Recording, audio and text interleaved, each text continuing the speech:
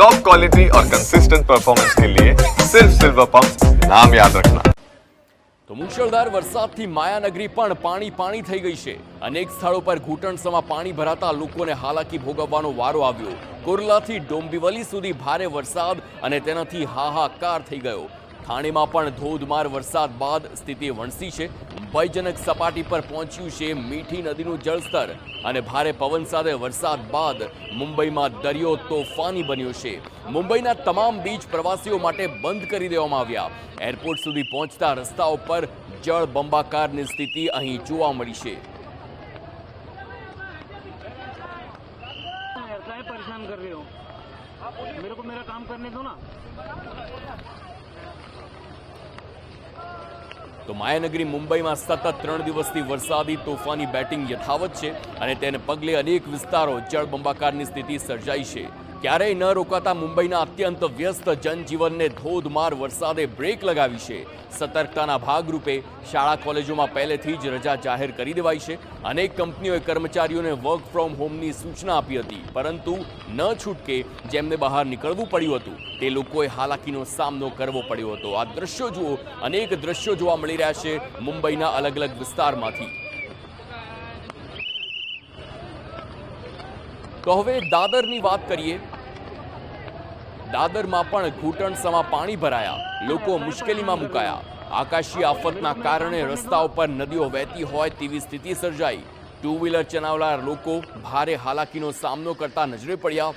દાદરના પૂર્વ અને પશ્ચિમ વિસ્તારના અનેકને જોડતો જે બ્રિજ છે તે પાણીમાં ગરકાવ થઈ ગયો। પરિસ્થિતિ વિકટ બની ગઈ છે। તો આપને જણાવી દઈએ કે હવામાન વિભાગે આજે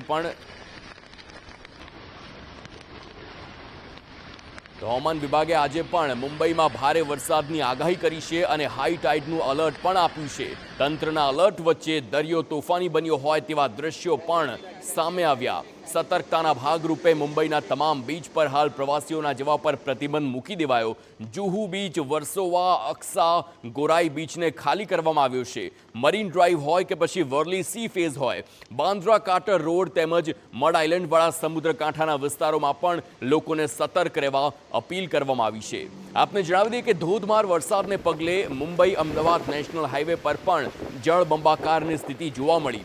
NH48 પર પણ પાણી ફરી વળતા લોકોની મુશ્કેલીઓ હવે વધી છે। ખાસ કરીને મુંબઈ તરફ જનારા લોકો હવે મુશ્કેલીમાં મુકાયા। વિરાર, ઠાણે, માટુંગા, અંધેરી સાર્વત્રિક જળબંબાકારની સ્થિતિ બધે જ જોવા મળી। ઠાણેના દૈધર ગામમાં પણ ભારે વરસાદ બાદ લોકોના ઘરોની અંદર પણ પાણી ઘૂસી ગયા। અહીં વરસાદી પાણીમાં સાપ ફરતા પણ જોવા મળ્યા હતા।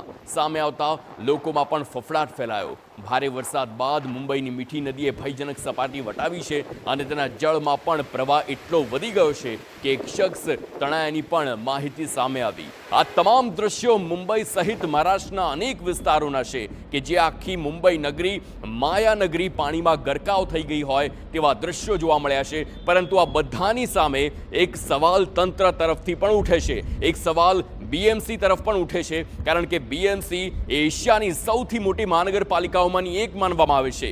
BMC એ BMC છે કે જેનું વાર્ષિક બજેટ અનેક જિલ્લાઓના કુલ બજેટ કરતાં પણ વધારે હોય છે। 74,000 કરોડનું બજેટ જ્યારે BMCનું હોય, પરંતુ આટલી હાલાકી જ્યારે લોકોની પડતી હોય તો ચોક્કસથી સવાલ BMC સામે પણ ઉઠે છે। આ એ BMCની કામગીરીના જે પોલ ખુલી રહી છે કે જેની કર્મચારીઓની સંખ્યા 1 લાખથી પણ વધુ છે। જી હા, BMCમાં 1 લાખથી પણ વધુ કર્મચારીઓ, પરંતુ આ સ્થિતિ મુંબઈ નગરની હાલ જોવા મળી રહી છે। એક દિવસનો વરસાદ અને પાણી ઉતરવાના નામ નથી લઈ રહ્યા। અલગ અલગ વિસ્તારના દ્રશ્યો મેં આપે બતાવી રહ્યા છે કે કેવી રીતે મુંબઈ નગરી હાલ પાણીમાં ગરકાવ થઈ ગઈ છે।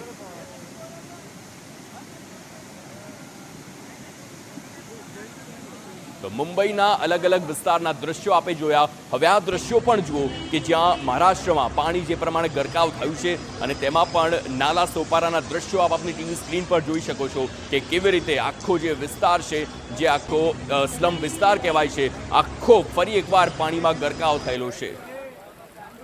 તો મુંબઈના સબ્જી બજારના દ્રશ્યો જુઓ. આ એ સૌથી મોટી સબ્જી મંડી તરીકે ઓળખાતો આ વિસ્તાર કે જ્યાં મોટા પ્રમાણમાં શાકભાજીનો વેપાર થતો હોય છે, પરંતુ હાલ સ્થિતિ અહીં પણ કફોડી બની છે અને એવી સ્થિતિ અહીં જોવા મળી રહી છે કે અહીંથી હવે સબ્જી ખરીદવું લોકો માટે ખતરનાક સાબિત થઈ શકે છે, કારણ કે અહીં એ તમામ પાણી એક સાથે વહી રહ્યા છે. શું ગટરનું પાણી કહેવાય કે શું વરસાદનું પાણી કહેવાય, બધું જ એક સાથે ભળતું હોય અને તેવામાં જ્યારે સબ્જીઓ વેચાતી હોય તો ચોક્કસથી અહીંથી જો સબ્જી ખરીદવામાં આવે તો લોકોના સ્વાસ્થ્ય સાથે પણ મોટા ચેડા થઈ શકે છે. વાહનો આ વિસ્તારમાંથી નથી ફરી શકતા, લોકો પોતાની દુકાનો બંધ કરી ઘર ભેગા થઈ ગયા છે અને તેમ છતાંય કેટલાક નાના વેપારીઓ આ વરસાદમાં પણ પ્રયાસ કરે છે વેપાર કરવાનો, પરંતુ દુઃખદ બાબત એ કહી શકાય કે પાણી અહીંથી ઓસરતા નથી અને આખો જે વેપાર ધંધો છે તે ઠપ થઈ ગયો છે. આ દ્રશ્યો જુઓ, આ એ તમામ નાના વેપારીઓ છે જે પ્રયાસ કરે છે કે આટલા વરસાદમાં પણ ક્યાંક ને ક્યાંક તેમની સબ્જી વેચાતી હોય, પરંતુ દ્રશ્યો ખૂબ જ વિકટ છે. હવે અંધેરી વિસ્તાર જુઓ. અંધેરી એ તમામ પોશ વિસ્તારમાંથી એક માનવામાં આવે છે અને આ પોશ વિસ્તારના હાલ પણ આપની ટીવી સ્ક્રીન પર છે, જ્યાં તમામ જે રોડ રસ્તાઓ છે પાણીમાં ગરકાવ થયેલા છે અને સાથે જ સુરક્ષા વ્યવસ્થાનું પણ બંદોબસ્ત કરવામાં આવ્યો છે. અને તેમ છતાં પણ આ દ્રશ્યો એ વાતનો પુરાવો છે કે ક્યાંક ને ક્યાંક પાણી ઓસરતા નથી. જો કે નીચાણવાળા વિસ્તારમાં પાણી વહેતા હોય તેવા દ્રશ્યો અહીંયા જોવા મળી રહ્યા છે, પરંતુ તેમ છતાં અંધેરીના અલગ અલગ દ્રશ્યોની વાત કરીએ. આપણા અંડરબ્રિજ જુઓ, આખો અંડરબ્રિજ છે પાણીમાં ગરકાવ થઈ ગયો અને ત્યારબાદ વાહન વ્યવહાર પણ ઠપ થયો છે. આ દ્રશ્યો એ વાતની ખાતરી પૂરે છે કે કોઈ પણ તંત્ર હોય સવાલ ચોક્કસથી ઉઠે, કારણ કે પ્રી મોન્સૂનના નામે જે મોટા મોટા દાવા કરવામાં આવે છે અને તેના દ્રશ્યો કંઈક અલગ જ ચિતાર બતાવે છે.